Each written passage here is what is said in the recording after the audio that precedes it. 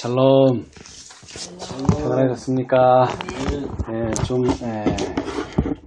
어두운 안식일이지만 여러분의 마음에 말씀을 통해 기쁨과 또 은혜와 빛이 충만한 귀한 안식일 되시기 바랍니다.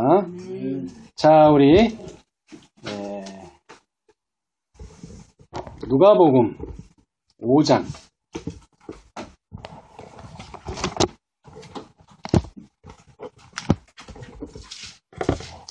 여러분, 예수님의 12명의 제자 이름 다 아십니까? 예, 감사합니다. 아시면 좋고 모르셔도 됩니다. 자, 여러분의 그 기억 속에서 제일 인상에 남는 제자는 누굽니까? 베드로와 요한. 네, 베드로와 요한. 자, 그런데 요한이 어떻게 예수님의 제자가 됐는지 성경에 기록되어 있나요? 침례 요한의 제자였었어요. 예, 자세하게 기록이 없습니다.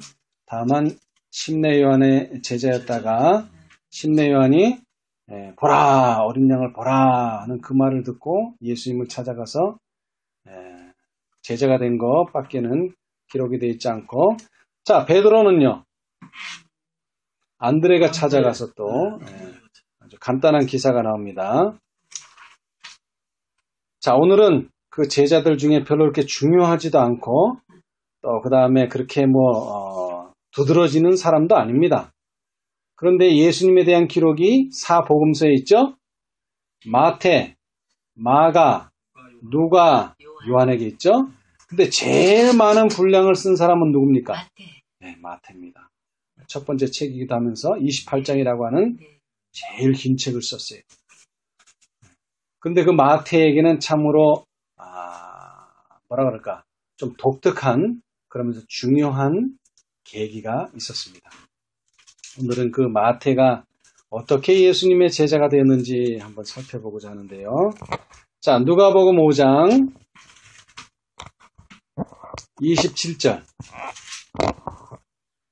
그 후에 나가사 레위라 하는 세리가 세관에 앉은 것을 보시고 나를 좇으라 하시니.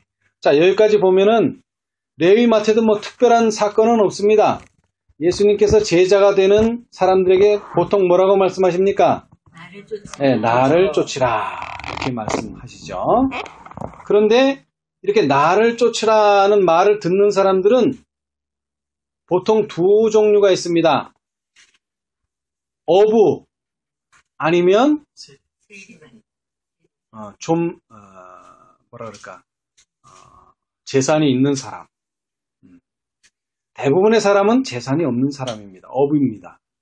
베드로, 요한과 같이 다 가난한 어부들이었었어요. 그런데 이 세리는요, 좀 재산이 있는 사람입니다. 그러나 재산이 있건 재산이 없건 다 예수님께서는 제자를 모으실 때 뭐라고 말씀하신다고요? 나를 쫓으라. 이것이 예수님이 제자 되는 첫 번째 길입니다. 나를 쫓으라. 그러면 어떻게 쫓아야 될까요? 예, 28절. 저가 무엇을 버리고? 모든 것을 버리고 일어나 쫓으니라. 사실 어부는 배하고 그물만 버리면 돼요. 그런데 이 마태는 뭘 버려야 됩니까? 물론 직업도 버려야 돼요. 세리였는데 이제 세리도 못해요. 근데 더 중요한 건 뭐예요? 모든 가진 것들을 다 포기해야만 합니다. 자, 그래서 이 마태가 제자가 되면 그냥 단순하게 베드로나 요한은 제자가 됐습니다만은 레위는 뭘 했습니까? 잔치를 베풀었습니다. 여러분, 잔치. 여러분, 세상에서 인간이 태어나면 무슨 잔치를 합니까? 태어나는 날 잔치 없습니다. 잔치 없어요. 그러나 1년이 되면 그러나 1년이 되기 전에 100일 잔치. 왜? 100일도 되기 전에 죽는 아이들이 많아요, 옛날에는. 그래, 100일 되면 잔치하죠. 또 1년이 되기 전에 죽는 아이들 많아요. 또 잔치합니다. 그러면 두 돌에도 잔치합니까? 이제 잔치할 필요 없어요. 왜? 한 돌을 잘 보내주셨다는 것은 다음 해에도 또 잘 지켜주시겠다는 얘기겠죠. 그래서 잔치하지 않아요. 그래서 대신 뭐 합니까? 잔치는 없지만 생일을 기억해서 이렇게 하죠. 자, 그러다가 그것이 60번이 반복되면 어떻게 됩니까? 환갑일에서 또 한번 잔치를 하고, 70이 되면 또 잔치하고, 80이 되면 잔치하고, 90이 되면 잔치하고, 100세면 아주 더 잔치하겠죠. 그 10년마다 60살서부터는 10년마다 한 번씩 잔치를 합니다만은, 이 레위는 인생에 있어서 무엇 때문에 잔치를 합니까? 왜 잔치를 했어요? 제자된 기념. 제자된 기념. 근데 사실 이건 기념이라기보단 나도 제자가 됐지만 나와 같은 사람들을 뭐하기 위해서? 예수님께로 불러들이기 위해서 잔치를 베푼 거예요. 그냥 오라 그러면 잘 안 오니까 내가 잔치를 했으니까 좀 오라고. 근데 그 잔치에 누가 와 계십니까? 예수님이 와 계십니다. 사실은 잔치가 아니라 집회를 연 겁니다. 근데 집회 비용을 다 누가 냈어요? 마태가 다 지불한 거예요. 네. 자, 그래서 이 잔치에 누가 왔나 봅시다. 큰 잔치를 하니 누가? 당연히 세리, 그죠? 친구들 세리가 오겠고, 또 뭐요? 다른 사람이 많이 함께 앉았는지라. 어떤 다른 사람일까요? 사실은 여기 그냥 사람들이 왔다 하면 되는데 다른이라는 표현을 썼어요. 다른. 좀 생각해 봐야 돼요. 다른. 왜 다른일까요? 그런 다른 뜻이 아니라 세상에서 대접받지 못하는 사람, 평범하지 못한 사람들, 다른 사람들. 그러니까 다른을 좀 더 성경적 표현으로 하면은 이방인입니다. 이방인. 여러분, 우리가 예를 들어서 무슨 일을 하는데 어떤 사람이 생판 모르는 사람이 오면 뭐예요, 그 사람? 이방인이죠. 관계없는 사람이라 이 말이에요. 관계없는 사람. 여태까지 세리와 이 이방인들은 무슨 취급당했어요? 이방인 취급당했어요. 쟤네들은 구원 못 얻을 사람. 그래서 안식일에 하면 안 되는 일들도 뭐요? 이방인 불러다가는 시키고 그래요. 너는 아예 구원 못 받을 거니까 그런 거 해도 괜찮아. 그런 사람들이 여기 모았다 이거예요. 그런 사람들이. 이방인처럼 전혀 예수님하고 관계없고 구원하고 전혀 상관도 없는 사람, 그저 살다가 인생 살다가 그냥 슬프게 죽을 사람, 그런 사람들을 누가 불렀어요? 레위가 불렀어요. 왜 불렀을까요? 그런 사람들도 뭐가 있다? 희망이 있다는 거예요. 희망이 있다. 누가 경험했어요? 그거를? 레위 자신이 경험했어요. 돈은 좀 있었는데 세금을 걷어서 돈은 좀 벌었는데 사람들이 인정해요, 안 해요? 세리들을. 저런 매국노, 저런 나쁜 로마를 위해서 세금을 걷다니 저런 반역자들, 그런 손가락질 당하는 그런 사람이었었어요. 자, 우리 한번 봅시다. 시대의 소망. 시대의 소망. 시대의 소망. 272페이지. 구속의 역사 701페이지.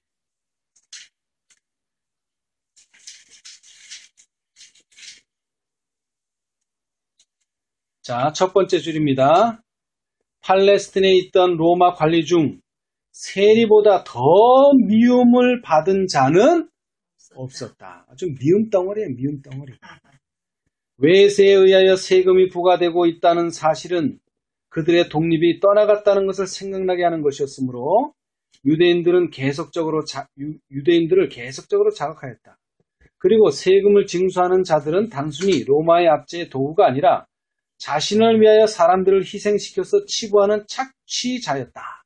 지금도 마찬가지죠. 세금 걷는 사람 별로 좋아하지 않습니다. 그죠? 근데 이 유대인들은 더 안 좋아해요. 왜? 외세에 의해서 지금 세금을 걷기 때문에 세금을 걷는 자체도 안 좋은데다가 로마를 위해서 걷는 것 자체도 안 좋아해요.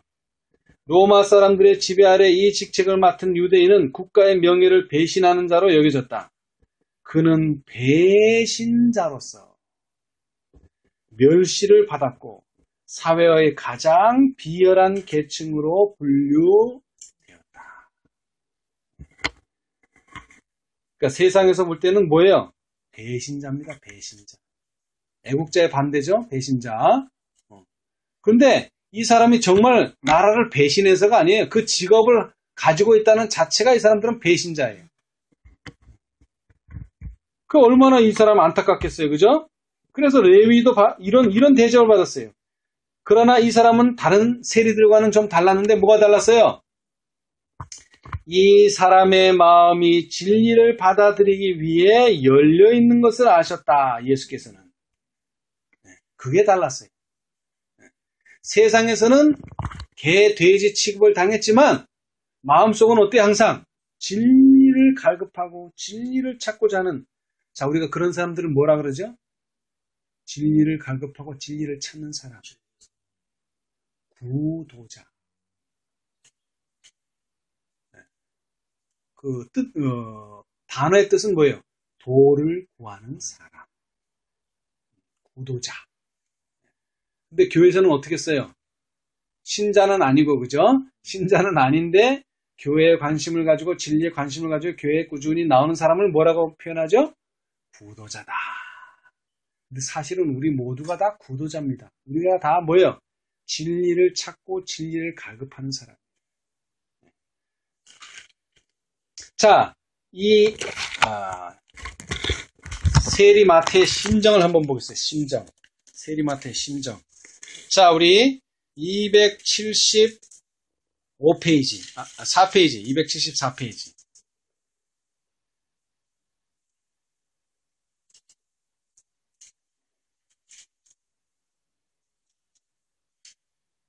(274페이지) 그리고 구속의 역사 702페이지.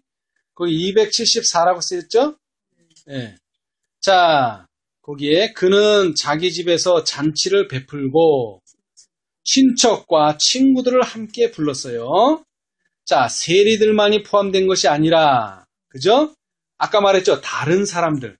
그 다른 사람이 어떤 사람인가 봅시다. 의심스러운 평판을 받고 보다 철두철미한 그들의 이웃 사람들에게 무엇을 받던 사람? 배척을 받던 많은 다른 사람들도 포함되어 있었다. 그러니까 세상에서 뭐 하는 거예요? 배척당한 사람. 세상에 돌보지 않는 사람들. 이런 사람들을 누가 불러줬다는 거예요? 마태가. 왜? 마태는 그 심정을 아니까. 그런 사람들을 불렀다는 거예요. 그런데 그런 사람들이 어떤 마음을 가지고 있어요? 어떤 마음? 자, 그게 중요해요. 그죠? 그냥 세상에서 배척당한다고 다 이 자리에 오는 거 아닙니다. 자, 잔치는 예수님에게 경의를 표하는 뜻으로 배설되었으며 그분께서는 이 호의를 받아들이기를 주저하지 않으셨다. 예수께서는 이 일이 바리새파를 성나게 화나게 하리라는 것과 또한 백성들 눈에 당신의 명성을 더럽히는 일이 될 것을 잘 아셨다. 만약 예수님이 자신의 명예를 생각한다면 이런 잔치에 가면 안 돼요. 그죠? 그리고 예수님께서는 누구를? 레위 마태를 제자로 삼아서도 안 돼요. 평판이 나빠져. 왜? 배신자를 제자로 삼았으니 배신자를, 나라의 배신자를. 거기다가 또 잔치에는 어떤 사람들이 왔어요? 세리뿐만 아니라 의심스러운 평판이라는 게 뭐예요? 세상에서 저 사람 손가락질하는 사람들이 왔단 말이에요. 손가락질 당하는 사람들. 그 다음에 뭐예요? 이웃들한테 배척당하는 사람들. 저런 사람 신앙도 안 하는 사람들. 저 사람 이방인 같은 사람들. 그런 사람들이 하나같이 왔다는 거예요. 네. 그러나 어떤 정치적 문제도 그분의 행동에 영향을 줄 수 없었다. 그분에게는 외형적인 차별은 가치가 없었다. 그분의 마음을 움직인 것은 생수를 갈급하는 심령이었다. 여러분, 예수님이 지금 어디 계십니까? 지성소. 지성소가 얼마나 멀어요, 여기서? 일주일 가야 됩니다. 일주일. 빛의 속도로 일주일 가야 돼요. 아주 먼 곳에 있어요. 그러나 예수님의 마음을 지금도 우리는 움직일 수 있어요. 감동시킬 수 있어요. 어떤 마음이? 생수를 갈급하는 심령. 그 심령은 예수님을 동하게 할 수 있습니다. 자, 그 다음 읽어보겠어요. 예수께서는 세리의 식탁에 귀빈으로 앉아 당신의 동정심과 사교적인 친절한 행위로 인간의 존엄성을 인정하신다는 것을 보여주셨다. 이게 무슨 뜻이에요? 지금 이 세리의 잔치에 온 사람들, 레위 마태의 잔치에 온 사람들은 인간 대접을 받지 못하는 사람들이에요. 인간 대접 못 받는 사람들이에요. 인간 대접 못 받아요. 그런데 누구는요? 예수님은 그들을 인간 대접을 해줍니다. 인간 대접을 해줘요. 그게 다른 뜻이 아니고 잘 들어보세요. 사람들은 그분의 신임을 받을 만한 사람이 되기를 갈망하였다. 갈급한 심령에 그분의 말씀은 축복과 생명을 주는 능력으로 임하였다. 인간의 존엄성을 찾아줬다. 인간의 존엄성을 가지고 대우해줬다는 건 다른 뜻이 아니라 한 영혼으로서 대우해줬는데 어떻게 대우해줬어요? 말씀으로 축복해주고 말씀으로 생명을 불어넣어줬어요. 그때까지는 뭐로 살았는데? 인간이 아닌 삶을 살았는데 왜 그렇게 살았어요? 사람들이 그렇게 대접을 하니까. 근데 지금 하나님의 말씀, 예수님 말씀을 들으니까 뭐예요? 나도 예수님께서 하나님께서 귀중하게 여기는 한 영혼이라는 사실을 깨닫게 됩니다. 그래서 뭐가 생겼어요? 그 말씀을 들으니까 새로운 충동이 일깨워지고 새 생에 대한 뭐가? 가능성이 사회의 버림을 받은 이 사람들에게 열려졌다. 이게 바로 무슨 사업이에요? 예수님의 사업입니다. 사람 대우를 못 받는 사람들을 사람 대우를 해주고 사람처럼 살 희망과 가능성을 전혀 없이 그저 살아왔던 사람들에게 희망과 소망을 불어넣어주는 거예요. 그렇죠? 네, 그것이 바로 누구의 사업이에요? 예수님의 사업이에요. 예수님의 사업. 자, 이것은 좀 더 나가면은요, 금식이라고 하는 문제가 이제 부딪히게 됩니다. 자, 우리 성경으로 돌아가서요. 이렇게 잔치를 배설하고 예수님께서 잔치에 가니까 바리새인들이 뭐라 그래요? 30절. 바리새인과 저희 서기관들이 그 제자들을 비방하여 가로되 너희가 어찌하여 세리와 죄인과 함께 먹고 마시느냐? 그죠? 왜 그런 죄인들하고 같이 먹고 마시느냐? 그렇게 취급을 하는 거예요. 그러자 예수님께서 뭐라고 대답하시느냐? 건강한 자에게는 의원이 쓸데없고 병든 자에게라야 쓸데 있나니 내가 의인을 부르러 온 것이 아니요 죄인을 불러 회개시키러 왔노라. 자, 이 말씀은 예수님의 제자들과의 대화 속에서 예수님께서 하신 말이에요. 그죠? 그랬더니 이제 예수님의 제자들이 안 먹히니까 이 바리새인과 서기관들이 누구를 찾아가느냐? 요한의 제자를 찾아가요. 그래가지고 요한의 제자 보고 뭐라고 말하도록 하느냐? 요한의 제자는 자주 금식하며 기도하고 바리새인의 제자들도 또한 그리하되 당신의 제자들은 먹고 마시니이다. 이렇게 서로 이간질하는 거예요. 그죠? 요한은 뭐 하지 않았어요? 이렇게 함께 먹고 이렇게 하질 않았어요. 그런데 예수님은요, 그들과 함께 먹고 마셨어요. 자, 먹고 마시지 않아도 책 잡고, 먹고 마셔도 책 잡고, 이것이 바로 바리새인이 하는 일이에요. 무슨 어떤 신조나 어떤 자신들의 어떤 정당성이 있는 게 아니에요. 이래도 헐뜯고 저래도 헐뜯고. 그것이 바로 누구의 역사예요? 사단의 역사입니다. 사단의 역사. 자, 그래서 여기서 예수님께서는 금식에 대해서 말씀하셨어요. 자, 우리 278페이지. 왜? 금식한다고 했으니까 그럼 금식이 뭐냐 보자 이거예요. 금식이 뭐냐? 278페이지. 시대의 소망. 구세 역사 704페이지 오른쪽 단 중간에 참된 금식은 단지 형식적인 의식이 아니다. 여러분, 유대인들은 일주일에 2번씩 금식했는데 건강을 위해서 한 게 아닙니다. 건강을 위해서 한 게 아니에요. 형식적으로 했어요. 형식. 성경은 하나님께서 선택하신 금식은 흉악의 결박을 풀어주며 멍에의 줄을 끌어주며 압제당하는 자를 자유케 하며 모든 멍에를 꺾으며 줄인 자에게 내 심정을 통하며 괴로워하는 자의 마음을 만족해 하는 것이라고 묘사한다. 여기에 뭐에? 그리스도의 사업의 정신과 성격이 설명되어 있다. 근데 우리는 이사야 58장을 앞절만 1절만 읽으면서 뭐라 그랬어요? 야곱집에 그 죄를 고하라. 그 죄, 잘못을 드러내는 것만 아주 할 줄 알았어요. 그 잘못 있는 자를 위해서 뭐는 할 줄 모르면서 기도하고 금식하는 거는 안 했다 이거예요. 그런데 그게 똑같은 이사야 58장에 나와 있어요. 근데 우리는 뭐만 봤다는 거예요? 그저 외치라는 것밖에 눈에 안 들어왔다는 거죠. 그런 걸 보고 뭐라 그래요? 소경이라고는 안 하지만 뭐라 그러 하죠? 맹종이라고. 하나만 보고 둘은 볼 줄 모르는 사람, 그죠? 그런 신앙을 하고 있었다는 거예요, 우리가 전에. 하나만 보고 둘은 모르는. 근데 정말로 이사야 58장을 쭉 읽어 나가니까는 그런 게 아니라, 이거. 그런 게 아니에요. 그럼 뭐예요? 그들과 함께 생애하고, 그들과 함께 먹고 마시면서 그들의 입장을 뭐 해주고, 동정해주고, 살펴주지만, 우리가 결과적으로 해야 할 일은 뭐라는 거예요? 죄를 끝내는 거라는 거예요. 주의 이름을 부르는 자는 어떻게 된다 그랬죠? 주의 이름을 부르는 자는 구원을 얻는다 그랬어요. 근데 주의 이름이 뭐예요? 주의 이름이 뭐예요? 아니, 주의 이름이 뭐냐고요? 자, 우리 형제님의 이름이 뭐예요? 우리 자매님의 이름이 뭐예요? 자, 예수님이 아니라 이렇게 말씀하시는 분의 이름이 뭐예요?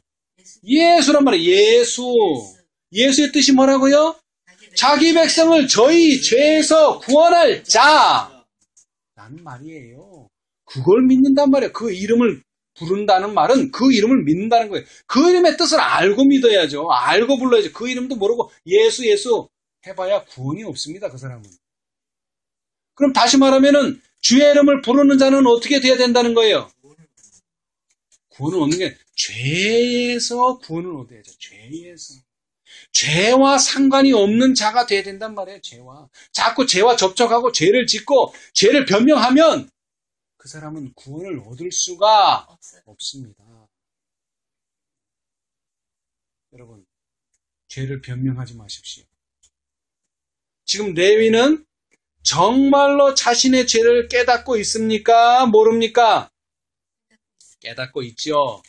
깨닫고 있어요. 그런데 사람들은 그 세리에게 뭐라고 계속 깨닫게 해줘요? 너는 배신자. 그죠? 너는 배신자. 그래서 나는 너와 함께 먹을 수도 없고 나는 너와 함께 할 수가 없다. 그것이 누구의 입장이에요? 그것이 누구의 입장이에요? 바리새인의 입장이죠. 바리새인의 입장. 자, 그들의 죄인인 건 맞아요. 그러나 그들의 죄를 그런 식으로 지적해서는 그들이 죄를 회개하고 돌이키지 않습니다. 자, 아까도 말했어요. 예수님의 사업은 뭐라고요? 죄를 돌이키게 하는 것이에요. 회개하게 하는 것이에요. 그죠? 그렇죠? 네. 자, 우리 한번 읽어봅시다. 다시. 건강한 자에게는 의원 있을 때 없고 병든 자에게라야 쓸 때 있나니 내가 의인을 부르러 온 것이 아니요 죄인을 불러 회개시키러 왔노라. 예수님께서 이 세상에 오셔서 많은 사람들을 낫게도 하시고 많은 사람들에게 이적을 베푸셨지만 그들이 결국 구원 얻기 위해서는 뭐를 깨달아야 되느냐? 자신의 죄를 깨달아야 돼요. 자신의 죄를. 그렇죠? 자신의 죄를 깨닫지 못하면 자신의 죄를 절대로 버리라 그래도 버리질 않아요. 근데 자신의 죄를 깨달으면요. 버리게 되죠. 그죠? 예. 자, 우리 시대의 소망 274페이지.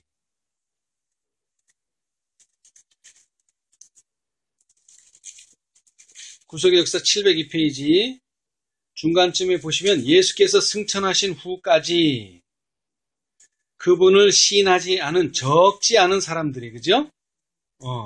이와 같은 회합들에서 구주의 교훈에 감명을 받았다.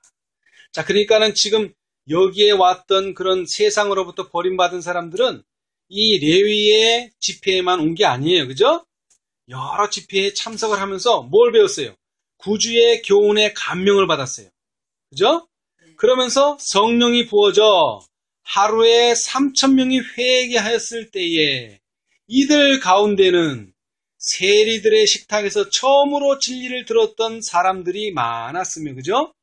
이 중에는 얼마는 복음의 기별자들이 되었다.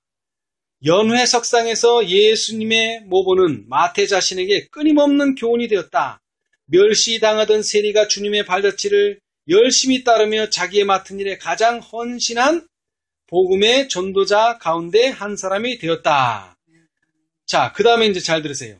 랍비들은 마태의 집에 베푼 잔치에 예수께서 참석하신 것을 알자 그분을 비난할 기회를 포착했다. 그러나 그들은 제자들을 통하여 그 일을 하기로 선택하였다. 그들은 제자들에게 편견을 일으키므로 그들을 주님과 이간시키기를 원했다. 제자들에게는 그리스도에 대하여 비난하고 그리스도에게는 제자들에 대하여 비난하며 그들이 상처를 받을성 싶은 곳에 화살을 겨누는 것이 랍비들의 책략이었다. 이것이 곧 사단이 하늘에서 불만을 품은 이래로 일하여 온 방법이며 불화와 이간을 일으키려고 애쓰는 자들은 모두 사단의 정신에 자극되어 움직이고 있는 것이다. 네. 자, 그런데 예수님께서는 이 세리들에게 자신들을 볼 수 있는 기회를 주셨어요. 그래서 그들은 자신들이 이런 상태에서 예수님을 통해서 변화되기를 원했죠. 그죠?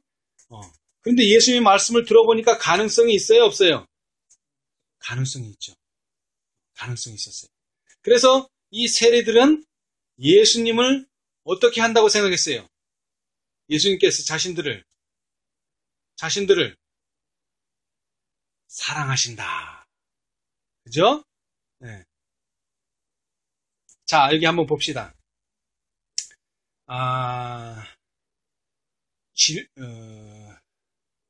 그러나 우리 시대의 소망 275페이지 그리고 구속의 역사 703페이지.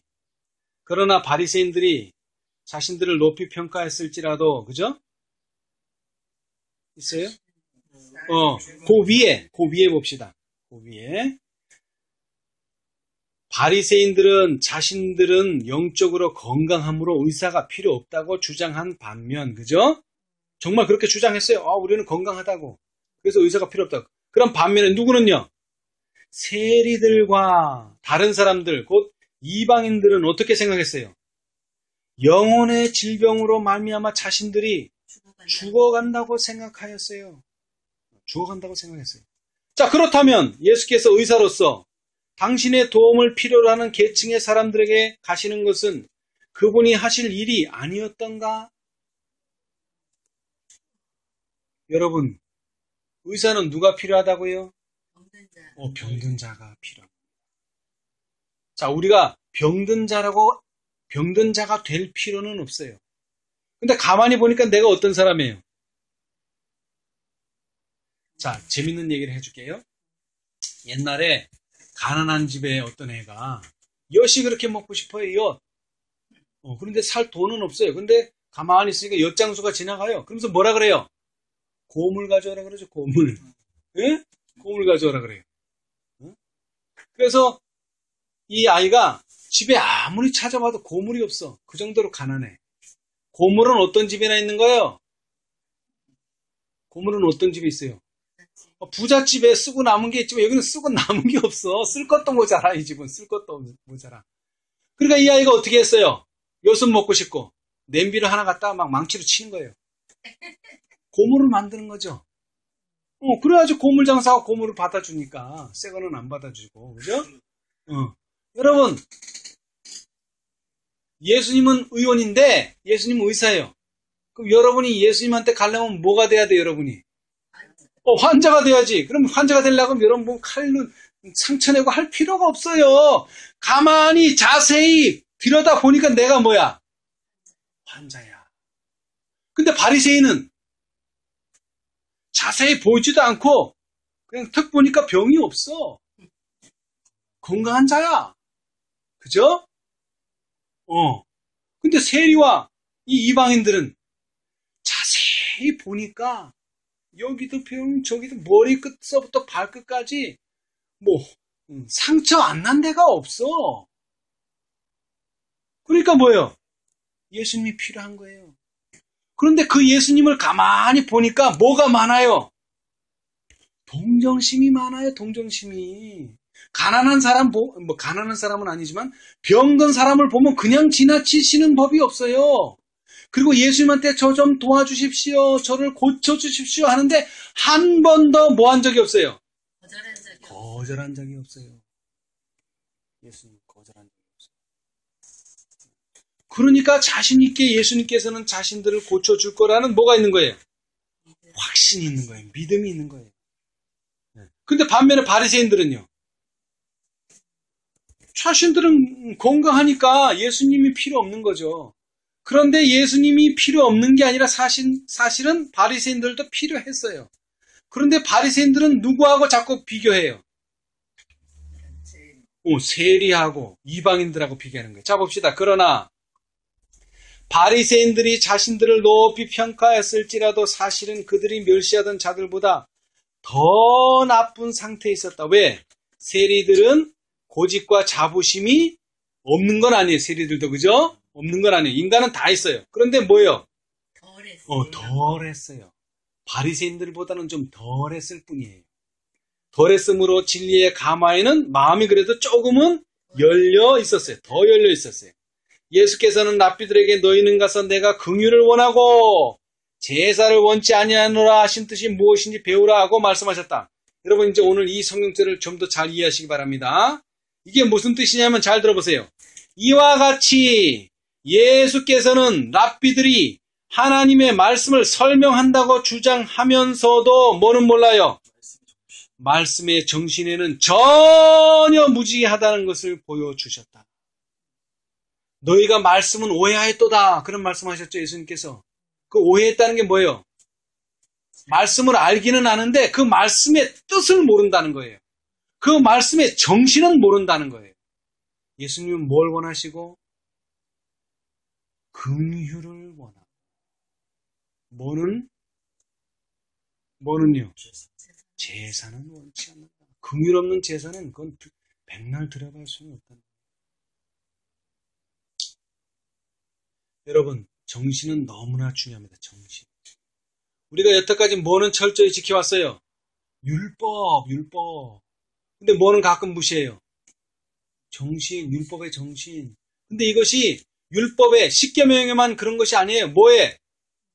말씀에 있어서도 마찬가지예요. 우리가 말씀을 적용을 하는데, 예언의 신을 적용을 하는데 뭐는요? 말씀의 정신은 별로 우리가 신경 써서 보지를 않습니다. 예수님은 뭘 원하고요? 긍휼을 원하고. 뭐는요? 제사는 긍휼보다는 원치 않는다 그래서 제사를 전혀 원치 않는 게 아니라 긍휼, 그러니까 비교예요. 비교. 제사보다는 긍휼이 더 중요하단 말이에요. 우리 그런 경우 있죠. 예배 시간 됐어. 빨리 와. 그런 식으로는 백날 드려봐야 소용없다는 거예요. 아시겠어요? 제사를 드리다가 뭐한 일이 생각나거든. 원망할 일이 있거든. 그 원망부터 풀고 오라는 거예요. 지금 저녁 예배 드릴 시간인데? 저녁 예배 드리면 뭐예요? 마음에는 원한이 있는데. 그런 식으로 예배 드려봐야 소용없다는 거예요. 안식일도 마찬가지예요. 마음에 긍휼한 마음은 없으면서 오늘 안식일이지. 오늘 해줄 때부터 해줄 때까지 경건한 마음으로. 그래 안식일만 지나면 또 미워하고 그런 마음 가져봐야 소용없다는 거예요. 안식일 지키는 게 아니에요. 그거는. 자, 다시 말합니다. 예수님께서는 무엇을 하고 안 하고 그 다음에 뭐예요? 어떤 율법의 어떤 조목을 지키느냐 안 지키느냐 이것을 보는 것보다는 그 마음의 상태 또는 말씀을 순종하고자 하는 마음과 정신이 더 중요하다. 자, 한번 봅시다. 한번 봅시다.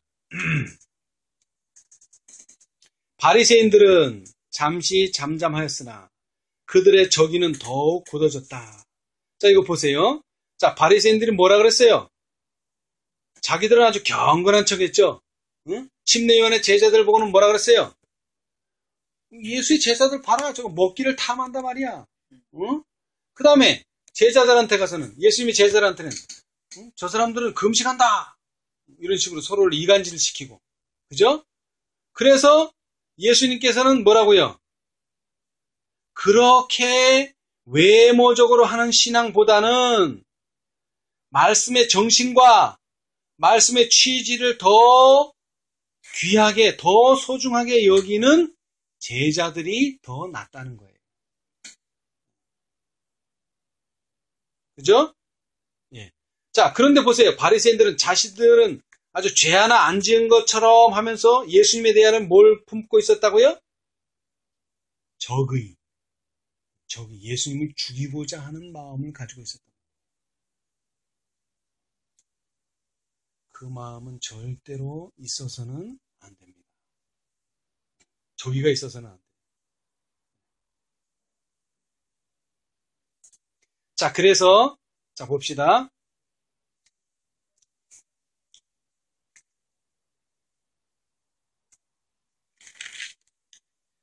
자, 우리 한 장 넘겨서요.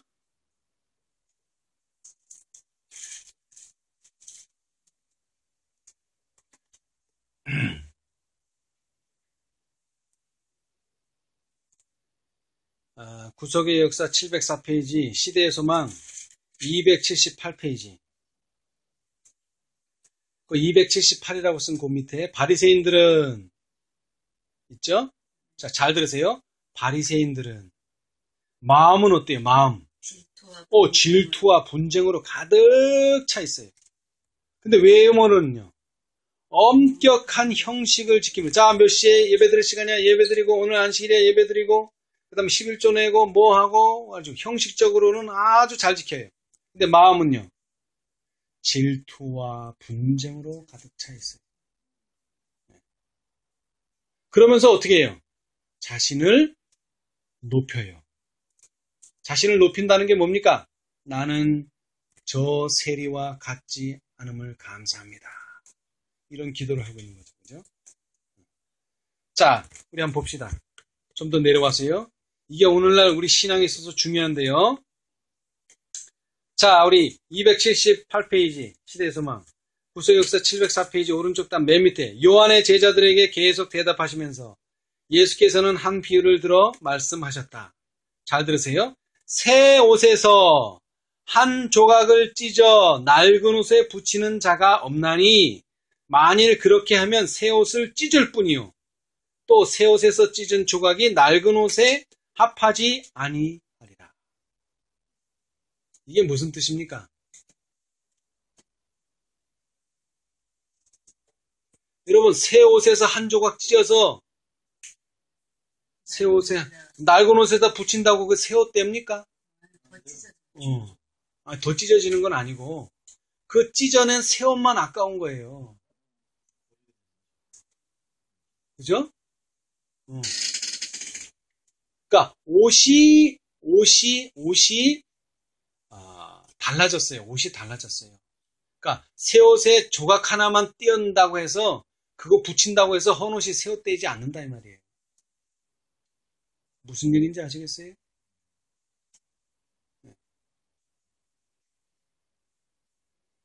이거 왜 중요할까요, 이게? 바리새인들은 왜 예수님의 제자를 미워할까요? 예수님의 제자들의 말씀이 점점 세력을 얻으니까 뭐를 한다 그래요? 당을 짓는다. 근데 세력이 약할 때는요, 당이 될 정도의 세력은 아니었죠. 근데 왜 당이 될 수밖에 없어요? 예수님의 제자들이. 이걸 이해하셔야 돼요. 왜 당이 될 수밖에 없어요? 예수님께서 당을 하나 지으라 그랬어요? 아니에요. 그런데 새로운 진리가 사람들을 새롭게 만드니까 새로운 당이 돼버리는 거예요. 그죠? 그래서 새로운 옷이 돼버렸어요. 근데 거기서 하나 뚝 띄어다가 옛날 옷에다 붙인다고 옛날 옷이, 헌 옷이 새 옷 안 됩니다.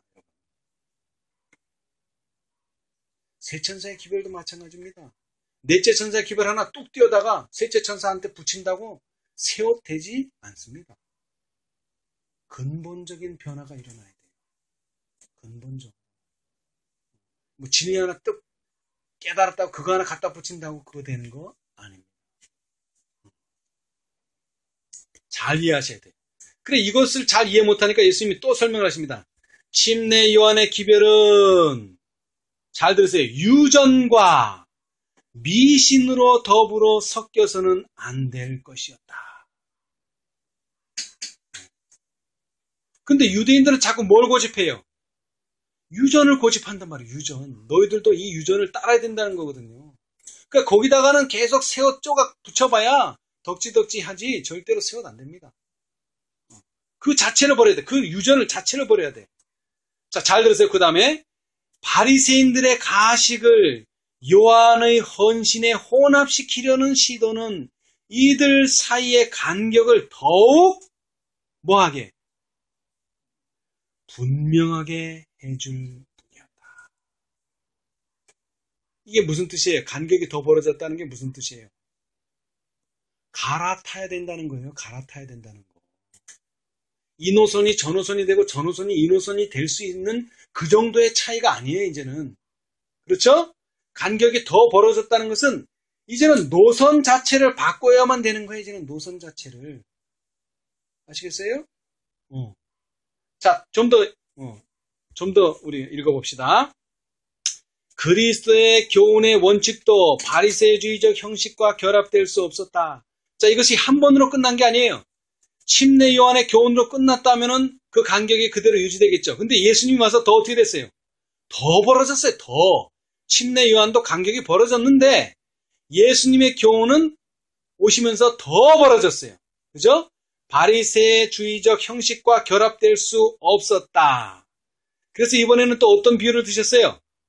새옷과 헌옷이 아니라 새술과 새부대라는 이제 말이 나옵니다. 새술과 새부대. 그리스도께서는 요한의 가르침으로 말미암아 생긴 간격을 막지 않으실 것이었다. 그리스도께서는 낡은 것과 새 것 사이의 분리를 더욱 분명히 하셨어요. 새 포도주를 낡은 가죽 부대에 넣는 자가 없나니 만일 그렇게 하면 새 포도주가 부대를 터뜨려 포도주가 쏟아지고 부대도 버리게 되리라. 둘 다 손해예요. 둘 다 손해. 이렇게 되면 둘 다 손해예요.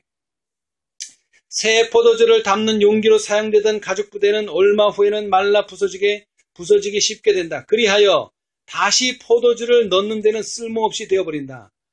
이 잘 아는 신뢰로 예수께서는 유대 지도자들의 상태를 나타내셨다. 여러분,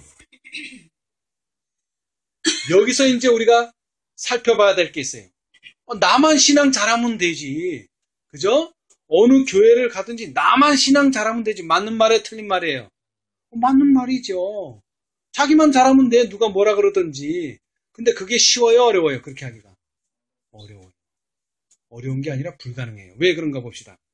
제사장들과 서기관들과 관원들은 어떤 틀에? 어떤 틀? 의식과 유전의 틀에 고착되어 있었다. 틀이 꽉 돼 있단 말이에요. 그래서 그 틀에 안 맞으면 뭐라 그래요? 광신자다. 또는 뭐라 그래요? 이단자다. 그들의 심령은 예수께서 비유하여 말씀하신 말라붙은 포도주 부대와 같이 뭐 되어 있다? 위축되어 있었다. 신앙이라고 하는 것은 무엇입니까? 참 생명이라는 것은 위축이 아니에요. 점점 증가되고 점점 뭐예요? 확장되는 것이고 아주 그냥 생기가 흘러 넘치는 거예요. 그런데 이 사람들의 신앙은 뭐예요?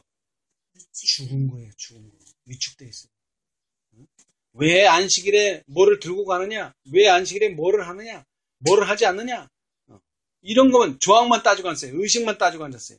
그 다음에 그런 것들이 다 뭐예요? 옛날서부터 해오던 거 유전. 마찬가지 유전. 개운록의 37개 조항이 유전이에요. 그 유전이 유전이 안 되려면 어떻게 해야 돼요? 새롭게 돼야죠, 새롭게. 밝아지는 빛에 따라서 더욱더 새로워져야죠. 그런데 거기 틀을 딱 떠놓고 그 틀에 안 맞으면 뭐예요? 나가라는 거예요. 그 틀에 안 맞으면 나가라는 거예요. 그렇죠? 자, 보세요. 그들이 율법주의적 신앙, 그런 신앙을 보고 뭐라고 한다고요? 율법주의적 신앙에 만족하는 상태에 있을 동안은, 잘 들으세요. 그렇게 율법주의적인 신앙에 만족하면 뭐가 될 수 없어요? 하늘의 산 또는 살아있는 진리를 위탁자, 맞는 자가 될 수가 없어요, 여러분. 절대로 될 수 없어요. 틀을 가지고 있는 사람은 절대로 살아있는 진리의 위탁, 살아있는 진리를 맞는 사람이 될 수가 없어요. 틀을 가지고 있는 사람. 자, 틀을 가지고 있다는 게 뭐예요? 고집, 자부심, 자기 생각, 이런 걸 가지고 있다는 거예요. 근데 거기서 말하는 자기 생각은 자기 생각이 아니에요.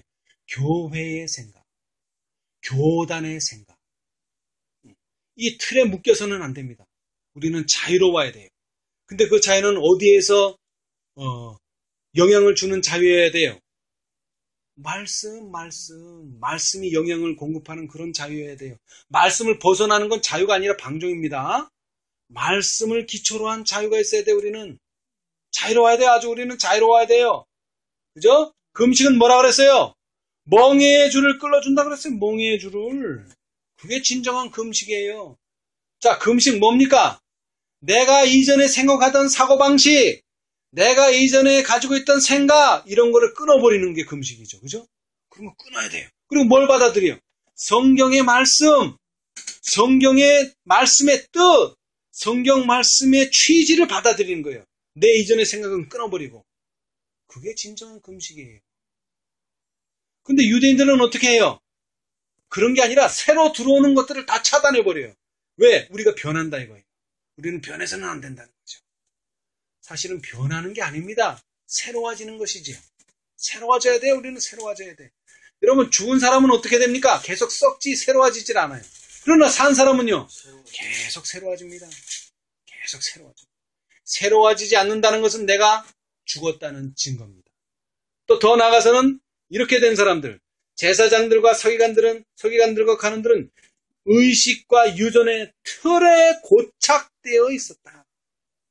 우리는 절대로 틀에 고착되어서는 안 됩니다.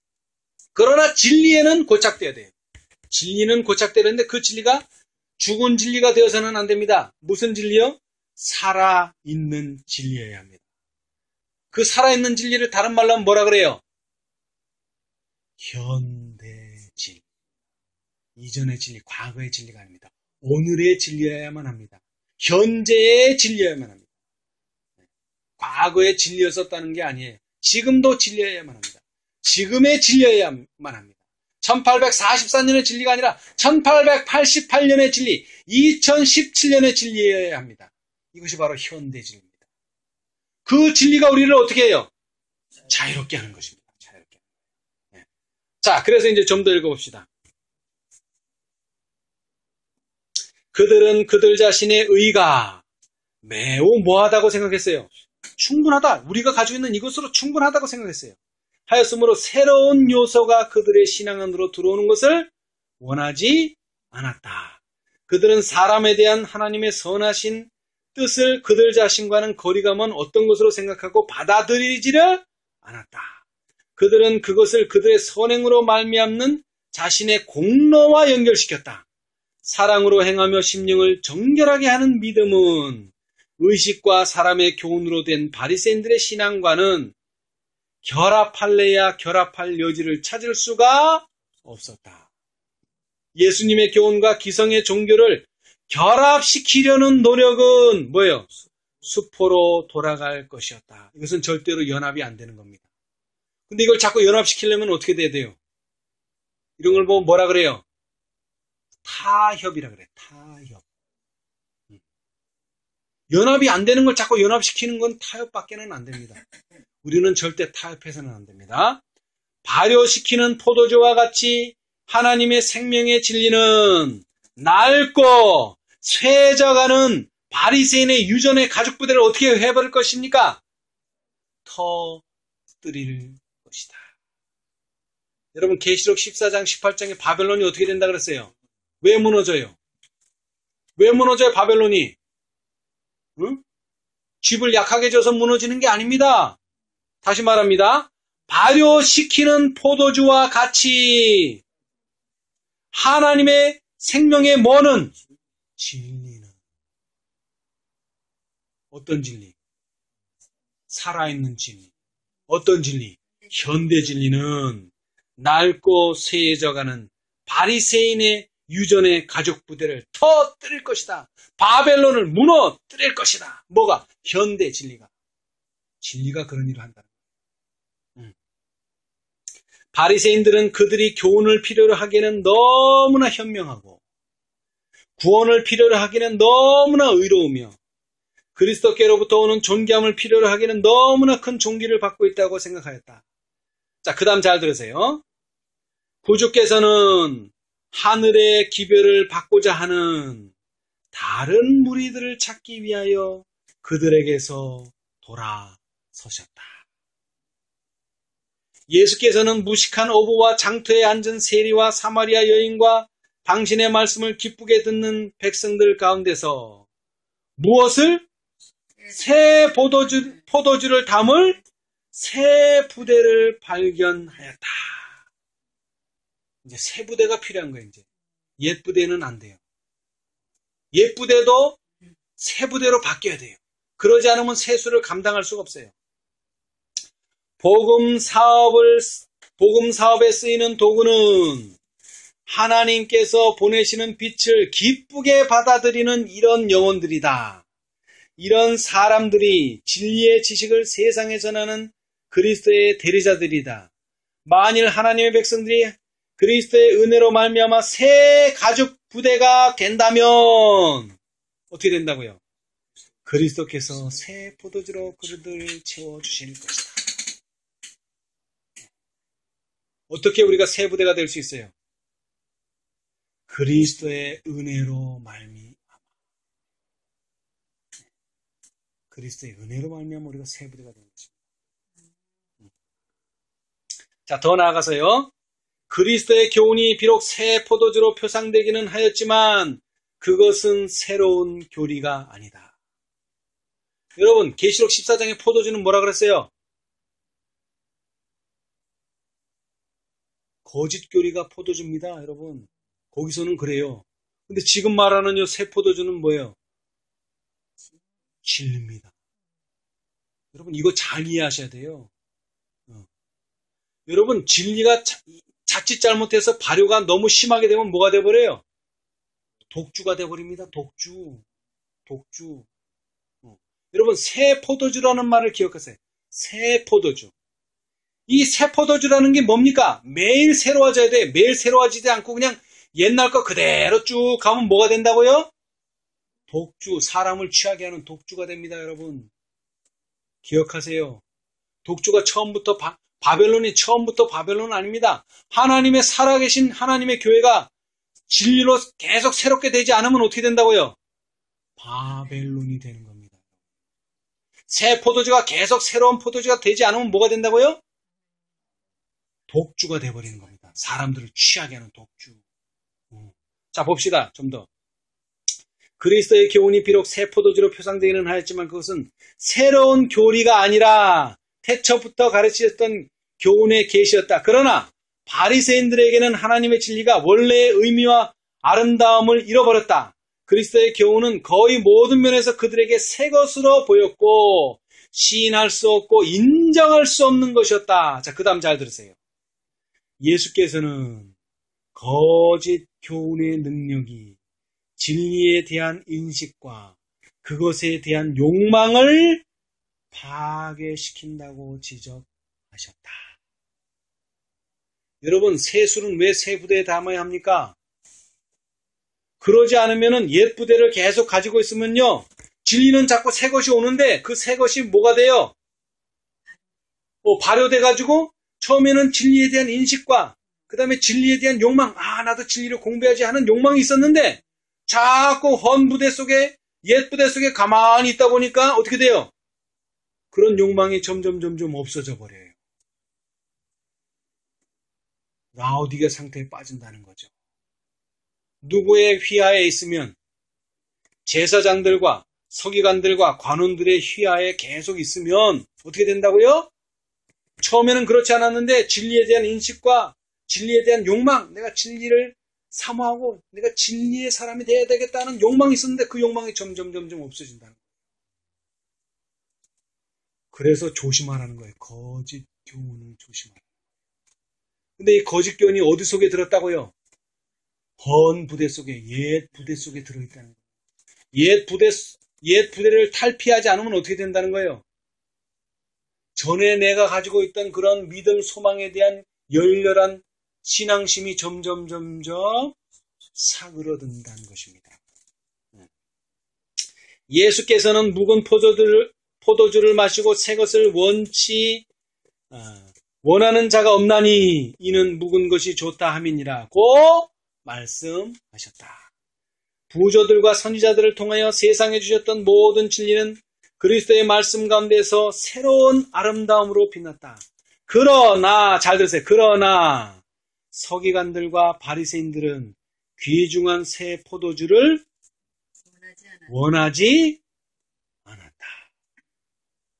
낡은 유전, 낡은 습관, 낡은 행동을 비우기 전에는 그들의 정신과 마음에 그리스도의 교훈을 받아들일 여지가 없었다.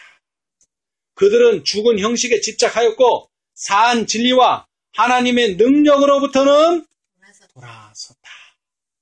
그래서 심지어는 38년 된 죽은 병자가 병에서 나왔는데 그거는 안 보이고 뭐예요? 안식일에 걸어다니네. 짐을 들고 그거밖에 안 보이는 거예요, 여러분. 그런 사람들을 보고 뭐라 그래요? 소경이라 그러는 거예요. 소경. 볼 거를 못 보고 안 봐도 될 것만 보이는 거예요, 여러분. 근데 왜 그렇게 됐어요?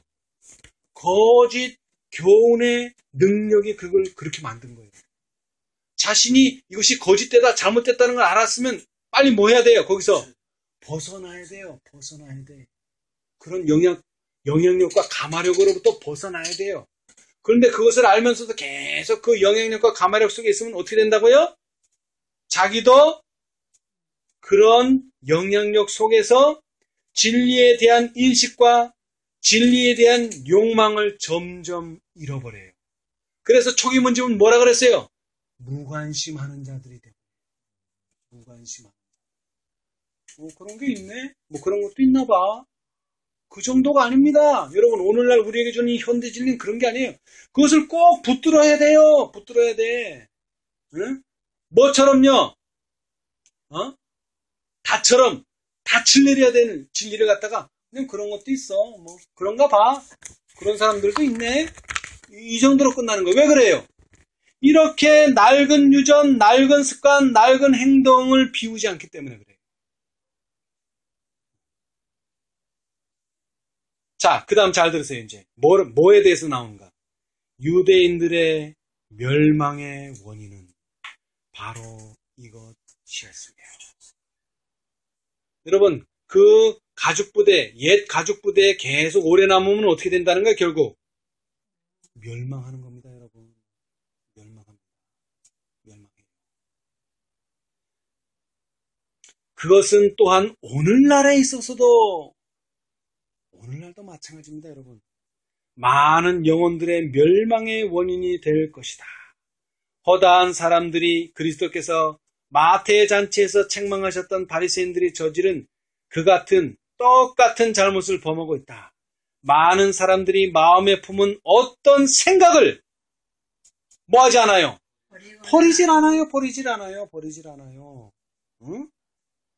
혹은 어떤 우상과 같은 의견을 버리기보다는 오히려 빛 대신은 하늘 아버지께로부터 오는 진리를 거절한다. 그들은 자신을 신뢰하고 자신의 교회를 신뢰하고 자신의 지혜를 의지하며 영적 빈곤을 깨닫지 않는다. 그들은 어떠한 중요한 일을 수행하여 구원받는 그런 방식을 고집한다. 뭔가 일을 해야 된다는 거예요. 뭔가를 해야 된다는 거예요. 그래서 어떻게 돼요?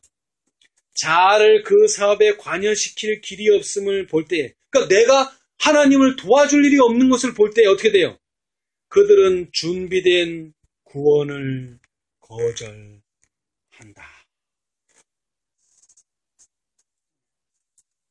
오늘날 왜 많은 사람들이 구원을 못 받을까요? 자기가 구원 얻기 위해서 뭔가를 해야 되는데 할 일이 없다는 거예요. 그러니까 너무 심심하다는 거죠. 응? 그래서 뭘 거절한다는 거예요? 아, 나 이럴 바에는 나 구원 안 받겠어. 어떻게 이렇게 구원을 얻어? 너무나 쉽다는 거예요. 너무나 쉬워. 너무나 간단하고 하나님을 도울 일이 없다는 거예요. 자, 다시 얘기합니다. 아브라함이 왜 하가를 취했어요? 하나님을 도와주려고 그런 거예요. 하나님을 도와주려고. 그죠? 근데 도움이 됐어요? 안 됐어요? 실제로. 도움이 안 된 정도가 아니라 가정이 파탄나게 생겼어요. 그 모녀 때문에. 그리고 오늘날까지도 이런 현상이 생겼고. 아마 아브라함이 지금 살아있다면 얼마나 가슴이 찢어지겠어요. 자기의 잘못 하나 때문에 이렇게 사람들이 서로 죽이고 죽고. 응? 근데 그 일을 왜 했다고요? 하나님을 돕기 위해서 한 거예요, 여러분. 하나님을 돕기 위해서. 오늘날 교회에서 활동하는 모든 사람들이 다 하나님을 위해서 한다 그러지 자기를 위해서 한다 그러는 사람들 보지를 못했어요. 근데 하나님이 뭐라고 얘기해요? 응? 마태복음 7장. 아니요. 그날에 많은 사람이 나더러 이르러 주여 주여 우리가 주의 이름으로 선지자 노릇하며 주의 이름으로 귀신을 쫓아내며 주의 이름으로 많은 권능을 행치 아니하였나이까. 그때에 내가 저희에게 밝히 말하되. 근데 예수님의 답변을 들어보세요.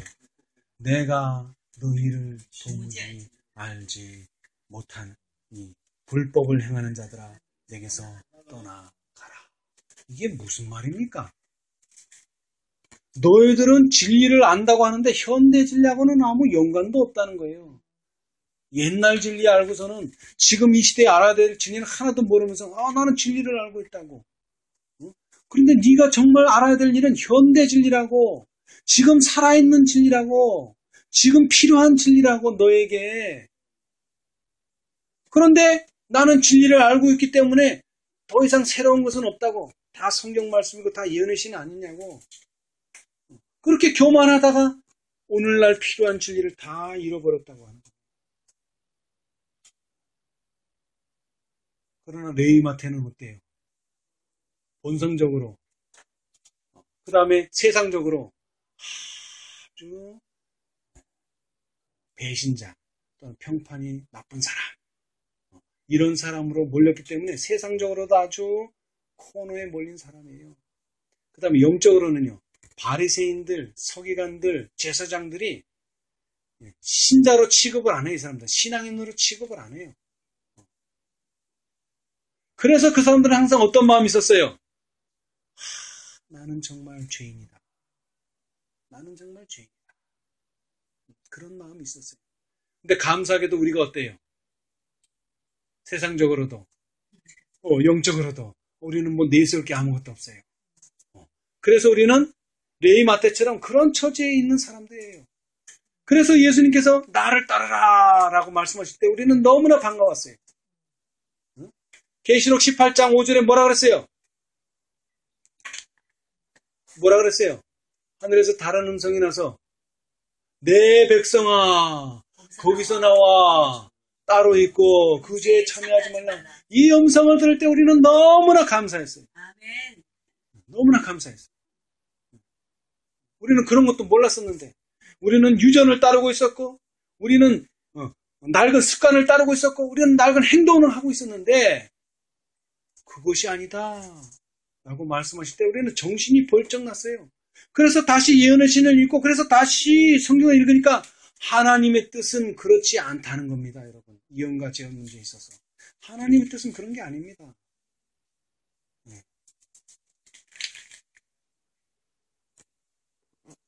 자, 우리 한 말씀만 읽고 마치겠습니다. 자, 한 장 넘겨서 280페이지.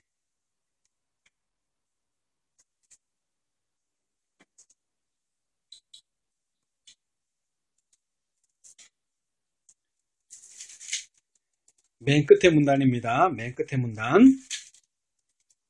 하나님의 구하시는 제사는 상한 심령이라.